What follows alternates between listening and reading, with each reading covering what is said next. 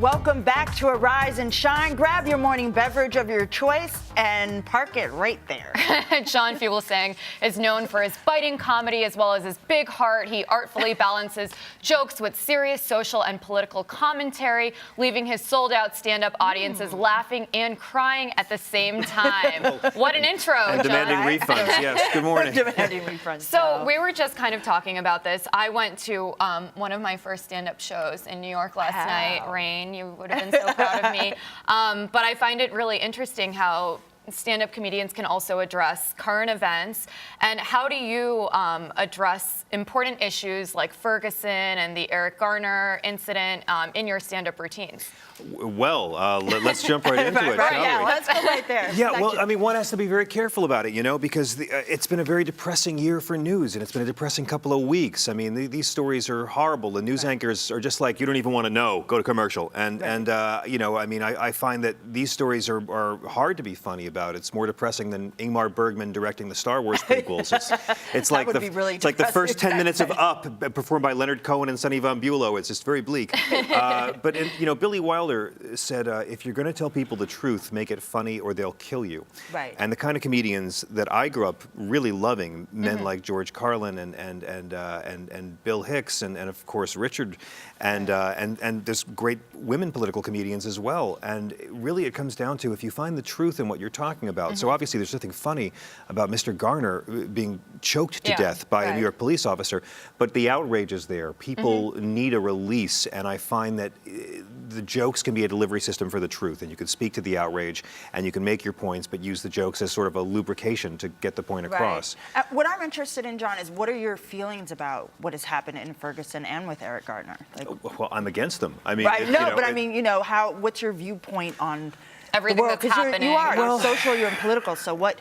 As a leader, to me, you are a leader in that, and in your commentary. So, well, thank you very much for your incredibly low standards. You know, these are things that we shouldn't be talking about. These are things that shouldn't be issues here. But the fact is that America's got a big problem with racism, and a lot of pockets of America are deeply racist. There's parts of this country that are so racist the crucifixes burn themselves. Right. And again, it's important to separate racism from bigotry as well. In many cases, someone can have no hatred in their heart, but because they've been programmed with institutionalized racism and stereotypes, they open their mouth and ignorant stuff comes out. They don't mean any hurt by it. Right. But I do think that in both of these cases, one of the things that unites them is not that it's, and again, it's not just that it's police brutality. Every good cop will tell you that there are cops who should not be cops. Right, absolutely. But I do think that it's not so much a black and white issue, it's more about a lack of green. And these are not so much problems as they are symptoms of greater social problems of poverty and of cycles of poverty that keep people trapped in low-wage jobs and of inner cities where the only way out is an underground economy. Okay. So I know that you got a chance to interview Spike Lee, and we actually have a clip of the viral video that he cut of the very graphic police scene in Do the Right Thing. It's obviously a little bit disturbing, but let's just check it out for a second. Oh, there's Spike on my show, yes. Are we? Please just leave me alone. I told you the last time, please just leave me alone.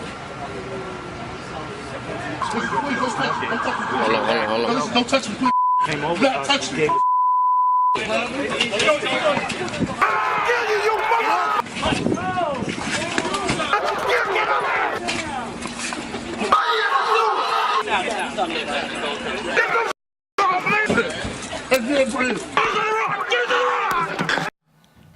So obviously in there you also saw bits and pieces of the Eric Garner struggle that happened. Right. What are your thoughts on that video? Well, it's telling that this is the 25-year anniversary of Do the Right Thing. And if you've seen the film, you know that right after Radio Raheem is murdered by a policeman in that scene, the onlookers begin rattling off the names of other unarmed civilians who'd been killed by the police. Michael Griffith, Eleanor Bumpers, names we haven't maybe heard since the 80s here in New York. And it goes to show that for people who think this is a new phenomenon, phenomena. I mean, artists have been documenting this. It's just a question of that was a film that caught mainstream public attention, and the script got an Oscar nomination. And I think nowadays, too, because of social media, you're going to hear about things like this more often. Well, that's the brilliant thing, Rain. Right. I mean, when you look at this video, it seems like we've graduated from lynchings to legal snuff films. Right. But, you know, our friend Rick Overton, the comedian, has a little phrase saying, "Little brother is watching." Right, absolutely. That's true. People who say that, oh, cameras prove it doesn't mean anything. If there wasn't a camera there, we would not know what happened to Mr. Garner. He would not even be a statistic. And the fact is that all this outrage of people, conservative and progressive and black and white, young and old, makes me proud to be an American, and it makes me hope that this is a tipping point when our brothers and sisters of all backgrounds will come together and say, wait a second, this is a problem that can be solved. So it's almost like a new revolution. We're headed into a new, we're going backwards into the 1960s again, but with a new thought, a new social media attitude, new technology. I'd like to see the same. things. I'd like to see the same level of civic engagement, and for people to care as much. And you know, we always talk about, look at we just had the lowest turnout for a midterm election since World War II. Right. No one cares about democracy, but it's something like this that does wake people up. And again, I'd much rather Mr. Garner be here and be a father to his children. But the fact is that I have to believe that good will come from this horrible tragedy. I hope so. And so stay with us, please, and we'll be back with more John Fugelsang. And next. And later, the beautiful ladies of Flutronics will perform live. We'll be right back with more Arise and Shine.